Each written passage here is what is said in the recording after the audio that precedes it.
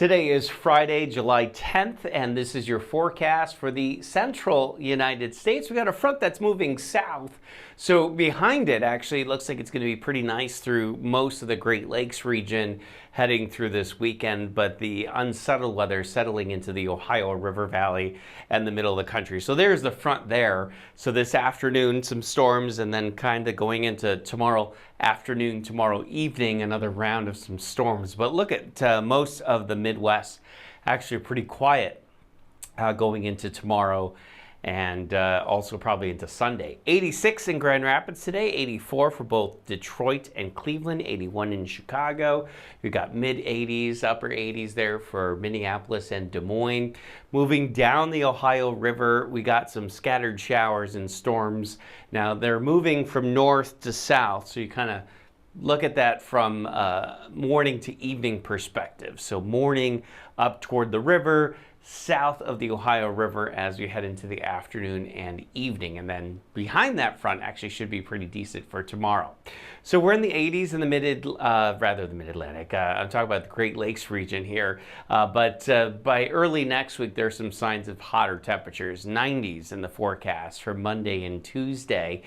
This weekend, 80s for Chicago, but it looks like 90s, maybe another heat wave on the horizon early next week. In the south, we got some slow-moving scattered storms that are coming up from the Gulf of Mexico. So as we look forward here, this first part of the loop is today, and then tomorrow you see the second part of the loop. Most of the southeast is actually rain-free, but it's right along the Gulf Coast, where we could see a higher concentration of showers and storms.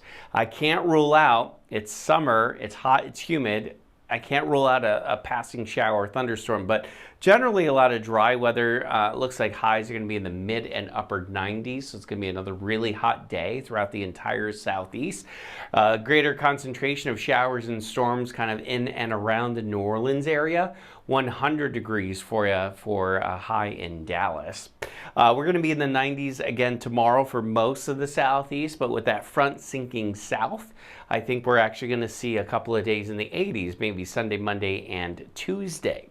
Just a few clouds around this morning in Fort Lauderdale. It's going to be a hot afternoon, 92 with scattered clouds, and then we'll settle back into the 80s later on this evening with not a lot of thunderstorms in the forecast. There'll be a few, but not a lot. It looks like highs will manage to climb into the low 90s for most of that 7-day forecast.